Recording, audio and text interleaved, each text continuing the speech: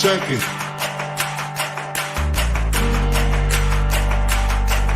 Hey, check it. Put the place up.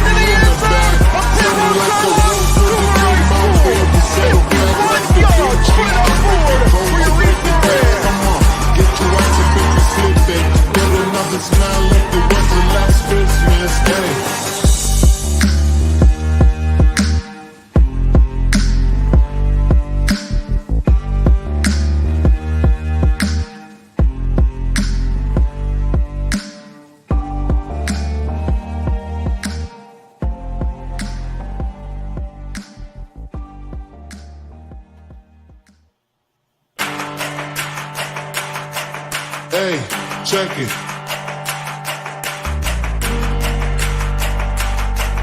Hey, check it. Put the place up. Hello and welcome to the local Gridiron on Roadco Radio. I'm Joe Dexter alongside David Woods. Jonathan Hatley is here as well as we recap week number 5. Glad to have you along. It was a good week, guys. David, are you awake? Are you woken up from the Liberty trip? I am still trying to catch up on some sleep, man. I just feel so drowsy.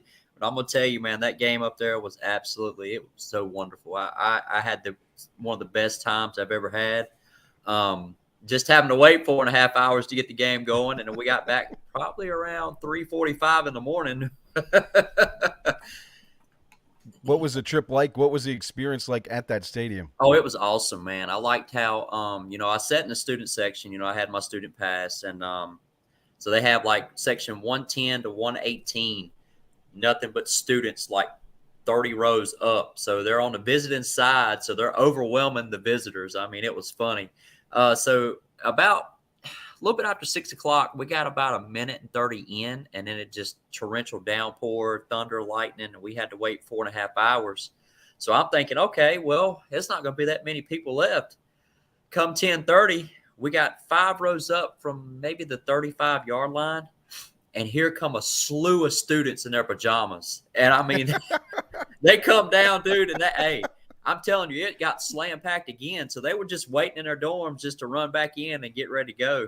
But Liberty looked good, man. We're off to a 4-0 start. We play App State this Saturday. We'll see what happens.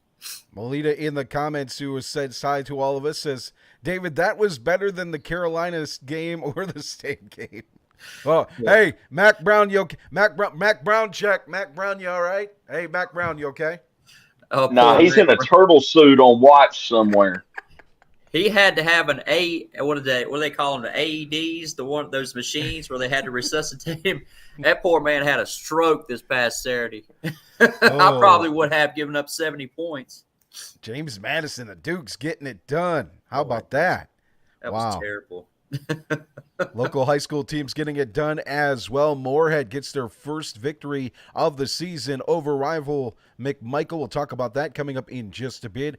Reedsville with a big win in Kendra Harrison's return to Community Stadium as they defeat North Forsyth 37-0. We'll have that coming up in just a bit. But first, we want to get to the news of the day. The Rockingham County game, at least I'm sure several others in our area will be considered, but Rockingham County has made the choice to move their game against Ben L. Smith up to 7 p.m.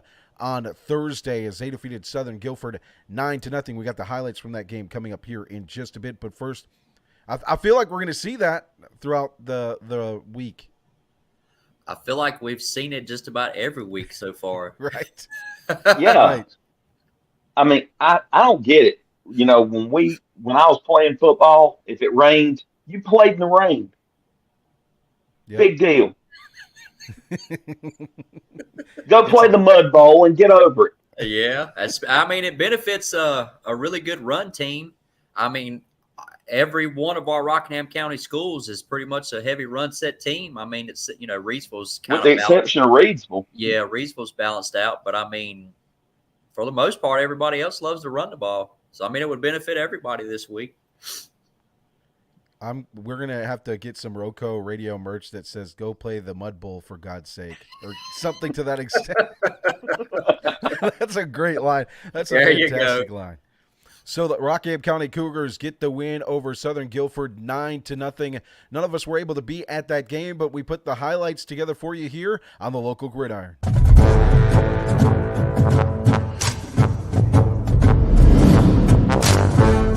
The lights shine bright on the Cougar defense from Cougar Pride Stadium in the county seat on Friday night as they pick up a 9-0 win over Southern Guilford to open up mid-state 3A conference play. Let's go to the highlights. We start in the second quarter. A big interception from the 24-yard line, Christian De La Cruz. The defense would set the tone throughout on Friday night for head coach Doug Robertson and defensive coordinator Mike Jebbia. Here's another interception. Gage Rakestraw reaches up and rips it down for the Cougars.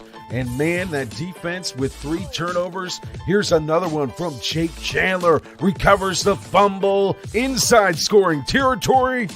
The forced turnover on Southern Guilford's first drive of the second half would set up an opportunity for points for Rockingham County in a 0-0 game. Here comes kicker Diego Martinez. The kick is up from 34 yards out. End-over-end spinner is beautiful. It's good for the Cougars. 3 points on the board. Oh, wait, Coach Garrett Mills gets the timeout. Coach Doug Robertson says, hey, man, it's good. We believe it's good, too, because we love kickers here at the local Gridiron, minus Jay, of course. Just kidding. Coach Robertson puts his trust back in his kicker, Martinez, who lines up after the timeout, getting ready to get the first points on the board for his Cougar squad.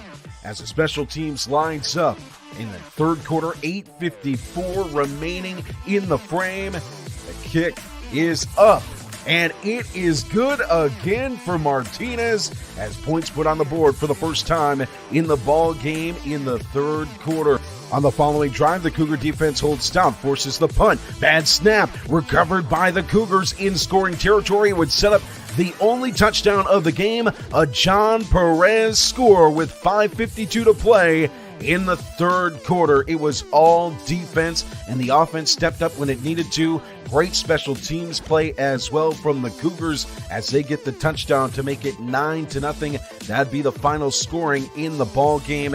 In the backfield all day was the defensive line for the Cougars, stopping the run game and the pass game as well. The secondary playing strong for that Iron Claw Rockingham County defense. The Cougars forced 3 turnovers Friday night, making it 2 straight shutouts against Southern Guilford. The Cougars defense with 8 games the last 2 seasons, holding opponents to 2 scores or less.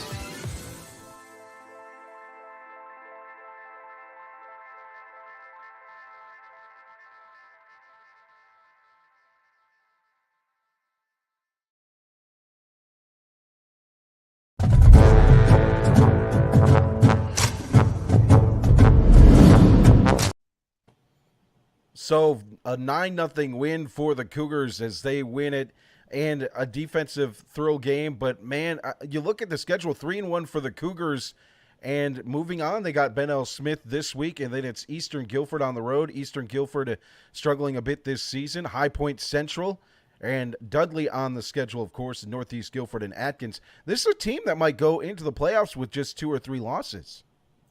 Yeah, just like last year, man. They might go in the playoffs at 7-3, and they could be facing our boys from what was it, North Lincoln? North Lincoln, yep. Yes, sir. I love going down there. So yeah, if that's a trip down there, whoever goes, hey, it's a blast. I'm telling you, and they feed you good down there. Trust me, I know. We walk in. What's that Carolina blue you're bringing? Oh no, box? I was going to tell this story. So I get right in the press box. walking right in, and I can't repeat what he said, but he says, "What are you doing with that Carolina stuff on?" He said, "We're not going to allow you in here. You got to go." And I looked at him. I was like, "Uh-oh. No, I'm just kidding. Come on in, man. We got all kinds of food. You're welcome here. Come on. We're just joking." Man, it was a blast, dude. I love those guys down there. Unfortunately, David and I swung by the old Hardee's before, and Yeah. but they had subs, nachos, cookies, wings.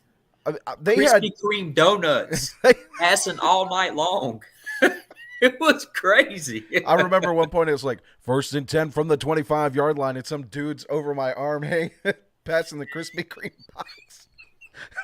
I ain't good, man. I'm telling you, and Great that's people, a too. team to watch if it does come down to Rockingham and North Lincoln.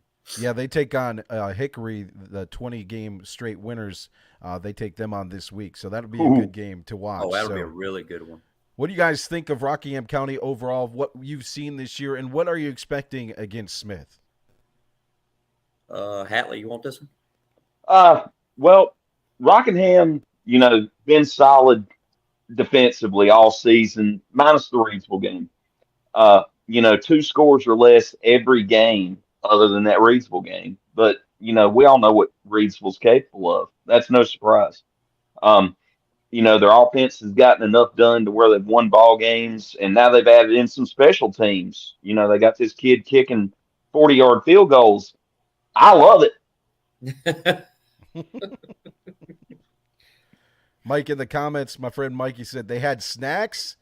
Wings are a snack. Are wings a snack? Yes, in Joe's household, wings are a snack. Oh, wings are a snack in my house. Oh, absolutely. Wings are a snack. They're not a meal. They're a snack. Wings are always a snack. Yeah. See, now, Melita says wings are food. So we can have the conversation, but listen. I'll take either or. It's a horse d'oeuvre. It's a horse d'oeuvre or an hors d'oeuvre, however you want to say it, that you make before the real meal. I mean, that's just the way it is. Hey, just put me 20 barbecue or 20 sweet teriyaki in front of me, and I'm smashing them all. I'll take the medium to hot ones. I'm going mango habanero for the that record. sounds good. I got to take my acid reflux medicine before I do that. So Rockingham County has Ben L. Smith this week. I think looking at it defensively and what they've done against Ben L. Smith in the past, this is a game that they have a really good chance in or should win. Looking at that, then you go into that 4-1 with a matchup against Eastern Guilford. Eastern Guilford on the season, a team that's 1-3. Their only win coming last week against Northeast Guilford. They'll probably head into that game 2-3 against Rockingham County with a matchup against High Point Central this weekend. You got that Eastern Guilford game. Then you follow it up with High Point Central, a game that you should win. And then Dudley, who's one of the top 5 teams in the 3-3-6. Northeast Guilford at the end of the year, and Atkins at the end of the year. So there is a good chance they go in 2-3 losses on the season. So what do you think? Maybe going in 7-1 against Dudley? I could see it. I could also see a 6-2 situation. 6-2. Maybe, yeah. I looked up some stuff on Ben L. Smith, but there's basically nothing online aside from last year's stuff, other than scores. They lost to Atkins this past week, 28-22. That can tell you a lot. There's just not a whole lot on them. They're 2-2 and they're 0-1 in the conference. That's what we love. And the teams that they played, I've never heard of. Which J.F. Webb, Harding University. Yeah, Harding University and some other. Yeah, in Thomasville. I mean, everybody knows who Thomasville is. Yeah.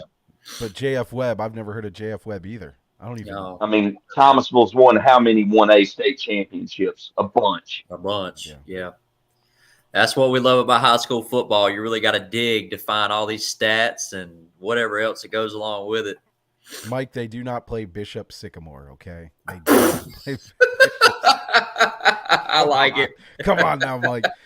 Let's go. The thing that I see in this Rockingham County team that is very refreshing, I think we get caught in the scores, the stats, a lot of times in the performances instead of team performances. And what we've seen every single week is when the moments matter for this Rockingham County team, as a team, they step up, they make the big play that's needed to be made, no matter what point of the game. And unfortunately, not sure, I haven't gotten an update, but Luke Stripmiter lost, the quarterback for Rockingham County, in the second quarter of that game. He did not finish out the game, I do not believe. So hopefully he'll be getting better soon. But dude, you look at how they win games. That's championship mentality built into how they're performing, I feel like. Absolutely. Yeah. I mean, it's just been everybody across the board. 11 hats to the football and defense. Their defense has been really consistent, except for the Reidsville game. They hung with Reidsville for a little while, but I mean, we knew what Reidsville had. We knew what was going on, the speed, the athleticism.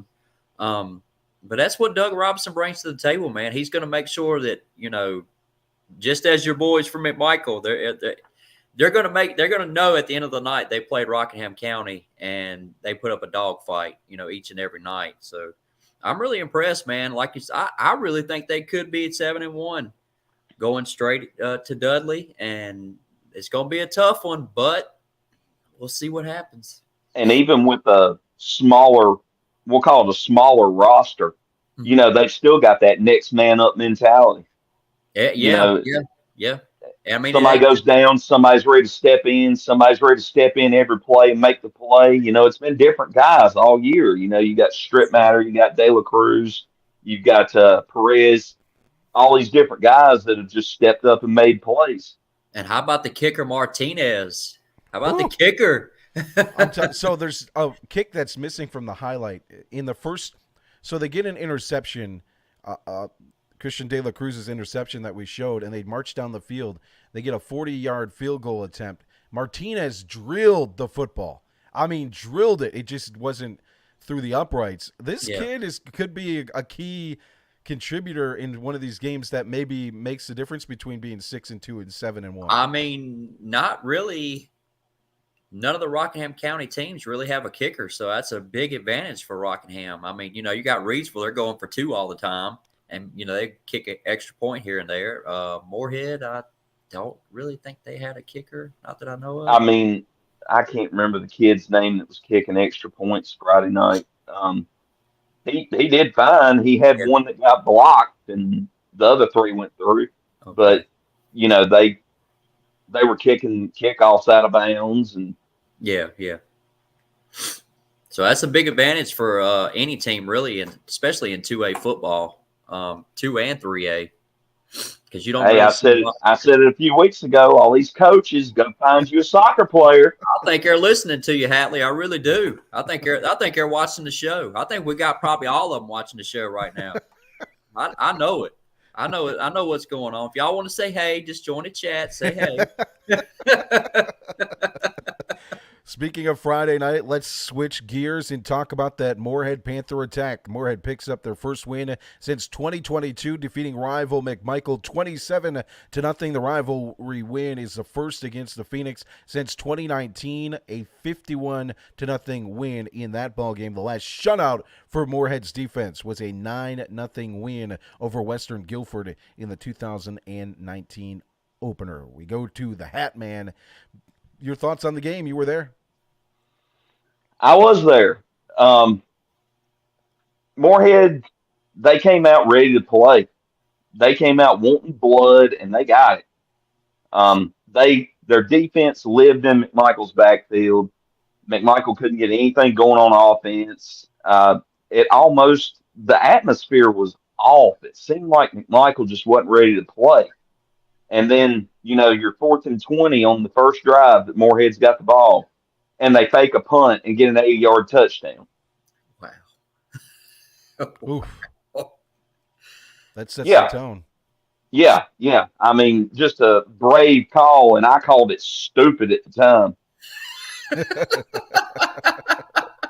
But, I guess if it works, it's not stupid. That's right. Hey, that's what I would tell Joe. Hey, buddy, this is why I'm with you beside you. Because, hey, I probably would have kicked it, honestly, on a 4th and 20 especially. Yeah, on the first drive of the game. I mean, me and you've been a part of it. That's just the way the McMichael and Moorhead rivalry works, man. You're going to see some stuff. Oh, yeah. Oh, no, it's not going to work. Oh, yeah, it just worked. So, I mean, it's just the way it is, man. And I think McMichael having some, I don't know if it was injury issues or what. Vasquez didn't play, and Yoakley got that separated shoulder early in the game. Yeah. And, separated shoulder, he's probably going to be out for a while. So in that game that me and Joe done against Southwestern, they had several guys to come out of that game, and they didn't go back in. So their depth issues were really an issue for sure, especially in that game. Because I know. Oh, yeah. I know of at least I think it was 4 or 5 guys that got when I was in the game, Joe. Yep. After Yoakley got knocked out, I was counting heads on the sideline, and I'm counting helmets, and I'm seeing 15 in addition to the 11 on the field. 26. Santa Eric Smith in the comments, Grady Barrett is a soccer player. That's right. But also the most important comment, Jonathan calls football like I do baseball. He's so tripped, dude. How about that offense, though, Hatley? The running game, 246 yards rushing, 6.2 per carry, and the 3 touchdowns. Oh, yeah. I mean, they were just running through holes that were there, and McMichael couldn't tackle. I mean, let's just be honest about it. They would have guys, they'd have them squared up, and they'd miss. I couldn't even begin to count the amount of missed tackles I saw out there where guys would just sidestep them like they weren't even there. I can't figure it out. It's fundamentals, and they weren't doing the fundamental things right. Yeah. I mean, sometimes, too, like, I don't know if you agree with me or not, like, especially when you're shorthanded and your depth is really bad, it's a mental game, especially when you're tired and you're playing both sides of the football and you're just drained and you're like, man, I need a breather, but they really don't have anybody give them a breather. So it's just mentally, right. Maybe throughout the game, everything was just mentally and just trying to tough it out. Right. And I guess I could see that. Yeah. The only time I was on the field is in kicking situations, really. So I never had to deal with that part of it. But I mean, I played soccer, and that's 80 minutes straight. Oh, that's I have a lot of respect for anybody that plays soccer, man. I've watched some of these soccer games. I'm like, dude, there's no way I would have a heart attack right at the game. Yeah, 5 minutes. Endurance wasn't the problem. Yeah. The passing game was strong, too. 3 for 4, 110 yards, and a touchdown, big reception, an 80-yard touchdown for DeQuay Matthews in that one. So, overall, offensively, if you're Coach Martin, first of all, picking up his first win, congratulations to Coach Martin and what he's doing over there in Moorhead and getting that first win. But it's something to build on. When you get a win, it's something to build on into the next week as they take on West Oaks. Absolutely. I mean, it's been a long time coming for Coach Martin. I mean, the kids, man, like even when the score was bad, I mean, they just kept fighting and kept clawing and kept playing up to their potential. I mean, they never gave up. I mean, it's just the way their mentality was for, even through the losing streak that they were going through. I was just proud of the kids. I was proud of, each and every game, they just kept playing and kept fighting and kept clawing. Were they aggravated? Anybody would be aggravated. That's, Oh, yeah, you're on a 17-game losing streak. I'd be aggravated, too. I mean, you kind of upset. Things happen. I mean, that's just that's what it comes down to. It's just the way it is, man. It's the way it is. I don't know, but I'm happy for him. I really am, man. On to the next one. We'll see what happens against West Oaks. Yeah, I mean, Martin went in with a game plan, and they executed it. He wanted to run the football and said they had to block and tackle. I give it to Martin, man. He's sticking to that run game. He's stuck through the real tough times. I'll tell you, that's his interview answers. Yeah, hey, we're just going to get better. That's it. They did it. You can't get nothing out of him. I'm telling you, he's like a Bill Belichick. You try to talk to him, and he's like, no, we're just going to get better. Now, I have talked to him and had a good conversation with him when I first met him for at least 2 hours, and this was during a jamboree. So he's a good dude, man. He really is once you get to know him. I guess he's got to open up to you, and He's like, I don't know. I don't want to deal with these media guys. They might say too much. Hey, my wife doesn't want to deal with me, so I can't blame the coach. You know what I'm Yeah. saying? And I got to deal with you. I've had to deal with you since the summertime. Let's head down to the football capital of North Carolina. It was a here we Ram go. attack against North Forsyth on offense. 43 carries, 213 yards, and 5 yards per carry. Jariel Cobb, 22 carries, 157 yards, 7.1 average, and 1 touchdown, keeping on pace to break that single-season rushing record over 2,100 yards held by Tayon Scales of Reidsville. Deontay Neal, 20 of 25, 254 yards and 4 touchdowns, his first interception in darn near 90 pass attempts this season. Cam Jones, 8 catches, 147 yards, set the tone offensively despite not being able to score. Agent Zero in his return, Kendra Harrison with 4 catches for 61 yards and 2 touchdowns. And Janiah Sharp, 4 receptions, 42 yards, and 2 touchdowns. On defense, North Forsyth, 43 yards of total offense. Blue Delft held the Vikings to just 2 first downs. That's right. You heard that right. 2 first downs. Yep, that's it. What was your overall thoughts on the defense, David? Oh, man. They are absolutely strong. You know, I thought we was going to see Kendra on the other side with I'm trying to think of his name. Pruitt. Cadence Pruitt. And we didn't see Kendra one time on defense. I mean, they didn't need him really. They just took care of business. I mean, they were in the backfield, and once Jaquez Johnson, once he went down, man, it was hard for North Forsyth to even try to move the football. I mean, you know, you can't go lateral because when you try to go lateral, the speed is there. When you try to go up the middle, you got Savion Johnson and the rest of the crew.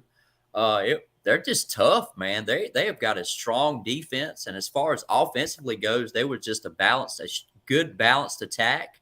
They stuck to the run game. There was one time, you know, they were playing 4 down linemen, but I mean, you had a gap under center, like nobody was under center, you know, as far as the defensive tackle goes, and they had a humongous gap, and Eric Teague and the boys took care of business. I mean, it was just like quarterback draws, read option, or just, you know, inside zone up the middle. I mean, they were taking care of that, you know, just doing whatever they wanted to as far as the run game up the middle goes.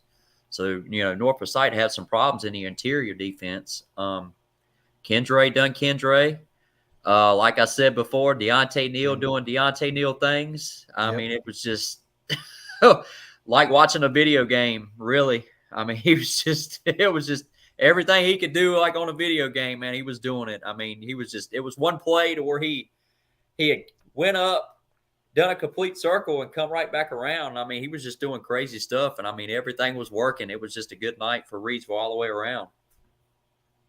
What's next what's something that they have to work on in their off week, or what is something that you address on the off week? Is there anything that they have to? I guess what is your focus as a team at 5-0 and just dominating play? Turnovers, for one. That's true. I mean, you know, week. Deontay had he had Kendra there. He just underthrew it a little bit. I mean, if he would have had a little more arch in the ball, it would have went right over for easy Kendra touchdowns. And then you had Jariel Cobb. He fumbled the football, and which that hardly ever happens whatsoever. I mean, it's just one of those things. Things are going to happen. I mean, you're not always going to be perfect in football. Maybe penalties. Trying to, you know, you got guys, especially against North Forsyth, that was trying to get in Kendra's head, especially in the first play. Being mentally tough. Don't let none of that junk talk bother you. I mean, you know, you're going to talk a little junk back. Don't get me wrong, but don't be that last man to put your hands on somebody or doing something like that and you get flagged for it. So, I mean, mental toughness, turnovers. There was once or twice to where the snaps were kind of still a little jittery at times, but for the most part, everything was cleaned up pretty good. That's about really all I can tell you, man, because they are like a freight train. They are rolling, especially with Kendra being back. Scott, snaps were all high. Gengler has to get that right for Reidsville. Yeah, and I think he will. Yeah. There's a few things that I would work on in the off week. It'd mainly be just taking advantage of the rest, recharging the batteries, work on things that need cleaning up, the snaps, penalties, and the big thing is just focusing mentally because these guys know that everybody's going to be coming for them, and they're going to try anything to get in their heads. You got to let your game do the talking. Don't feed into that crap. Yeah, there you go. That's what I'm Do talking. not feed into that crap. Yeah. Do not do it. Let your game do the talking. Don't do all this stuff. Yeah. Just scoreboard. That's what it's about. That's it. That's all you got to do. You ain't even got to say anything. Just point up to the scoreboard and say, "Hey, look, 45-0. You see that? You ain't got nothing to say to me." For Reidsville, they're tougher games in conference coming up with West Stokes at 4-1. After the bye, it's McMichael, then West Stokes, then Walkertown on the road, who's 3-1 on the season, and Andrews also a little bit tougher than they have been over the last few years. They're 3-2 so far on the season, dropping 1 to West Stokes, I believe, last week. So they are. It's going to be a tougher schedule upcoming in the conference, but we know how Reidsville does. They're going to continue to build week after week. I mean, remember last year we're having these conversations of concern. We don't even have those conversations of concern at this point of the season. Week 5, everybody in Reidsville, the football capital, you would have thought that we had an 0-6 team. Oh, even absolutely. though they only played 4 games. That's just the way it is. That's the expectations, and it is. I mean, you know, and you say that, and you know, as soon as they hit West Stokes, it was like something just clicked, and then from there on, it was all full steam ahead. After that, straight into the state championship game and beating Clinton pretty easily. I thought it wasn't really a game. I mean, and I think this year, I'm not saying that West Stokes. I don't know, man. They're tough. I mean, they are. I mean, you lose to Randleman by 7. That might be who Reidsville runs up against in the state championship game. I mean, I think he'll give them a little bit of a game, but I mean, I don't know. I mean, we'll see. We'll see how it goes.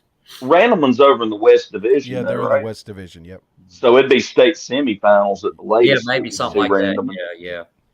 Something like that. You know, you're going to look at Randleman. You're probably going to be looking at Shelby in that group. We don't look at Shelby on the local gridiron. Oh, bring on Shelby. We want all that smoke in Shelby. Bring it all. I'm just saying, Randleman or Shelby is Shelby smoke. We want everybody. Randleman or Shelby is probably going to be the last obstacle to the state championship game. Yeah. They might be there, but we're not looking at them until we get there. Oh, absolutely. You know what I'm saying? I'm gonna tell you, man. So I had never been a part of a Shelby and Reidsville game. I've heard all about the smack talk going back and forth and all that kind of stuff. But once we got there, man, that was the atmosphere was awesome, dude. I absolutely loved it. Scott in the comments with a great comment. He says, I think Walkertown is a playoff contender. They'll beat West Stokes, second in Reidsville's conference, in my opinion. I could see that too. Mitron Curry's start to the year at running back. He was leading the state in rushing yards after 3 weeks. I haven't really checked in after that, but they've got good coaching. They've got good overall talent as well at Walkertown. Yeah. If Walkertown has a game like they had against North Davidson, they're not going to fare very well. That's true. That's true. Very true. That's true, but you look at – I'm just looking – I mean, you go out there, you're undefeated, and you get beat by a team that haven't won a game yet. Oof. That's why we love Hatley. He's straight to the point, baby. That's why we love him.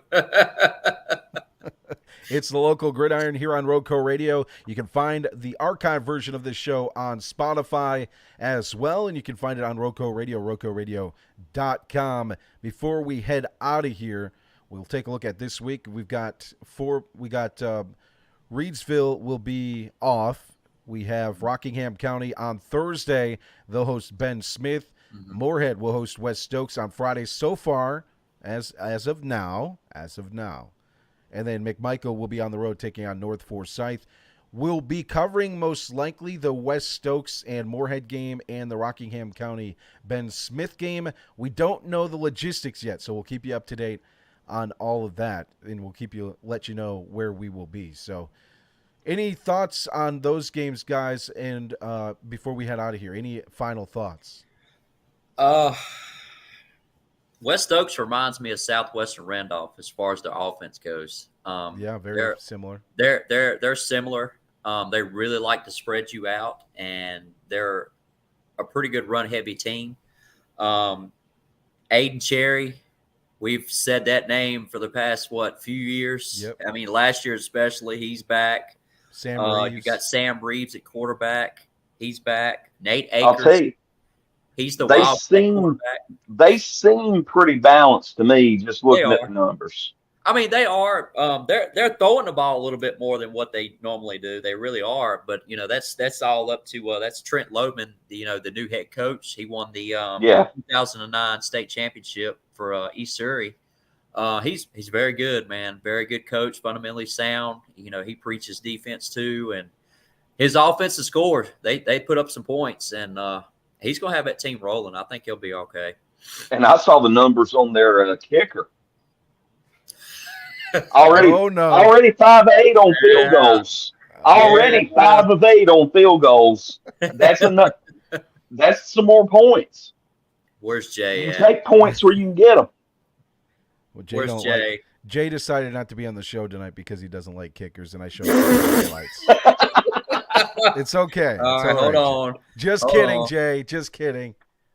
Santa in the comments says Shelby beat us 3 years ago. That's only going to help Reedsville, in my opinion.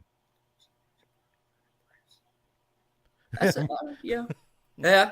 I was reading Scott Schrader's. Randleman barely squeaked by West Oaks and Asheboro. Not impressed. I'll tell you what, Asheboro. Hey, Jerry Spencer and the boys down there. Moorhead, assistant coach. He was the offensive coordinator. They doing some pretty good things in Asheboro. I think it was 2 or 3 years ago, too. First round, Randleman came to Reedsville. I've got a buddy who was at that Asheboro Randleman game. How was that? He said it was about the most one-sided load of crap he's ever seen as far as officiating. So did some I love it. That's why we love him. He said Asheboro was getting calls like the Kansas City Chiefs. Ooh. Oh, whoa, that level. Shots fired. That level. Yeah. Okay. Wow. I mean, oh no, I don't know what to say on that one. He's probably right. Could be. Belita in the comments, don't laugh, guys. Kickers can win or lose a game. No doubt about it. No doubt about it. No doubt about it. And all jokes aside, we missed you, Jay, today. We look forward to having you back on the local gridiron next week.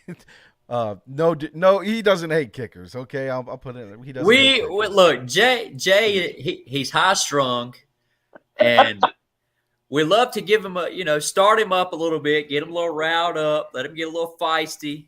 Then we'll bring him back. Let him turn red in the face, nearly have a stroke. Yeah. See, even his mom right now, she knows the deal. We love Jay, man. It's Local Gridiron on Roadco Radio. Glad to have you along. Join us next week. We'll bring you a recap of Week 6. We'll also be on the gridiron. Like I said, not quite sure yet where we will be in terms of what team will be where, but most likely covering West Stokes versus Moorhead and Rockingham County versus Smith. So we'll have that coverage for you on Roadco Radio. The Rockingham County game will get underway Thursday at 7 p.m. Our pregame show at 6:30 p.m. And then we'll also be at that Moorhead game, whether it gets moved to Friday or Thursday. We'll also keep you up to date if any of the other games do get moved, if the North Forsyth and McMichael game gets moved, or if the Moorhead game gets moved as well. For D. Woods, the Hat Man, I'm Joe Dexter. This is the Local Gridiron. Everybody stay safe out there. Take care and love it. It's that time of the year. It's the boys of fall football season. Hey, check it.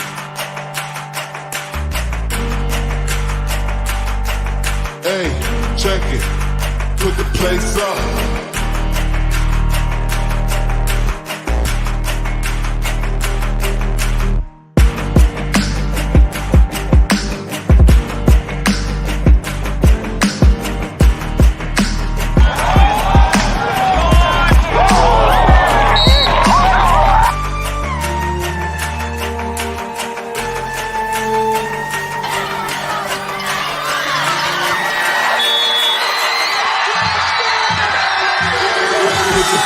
dark.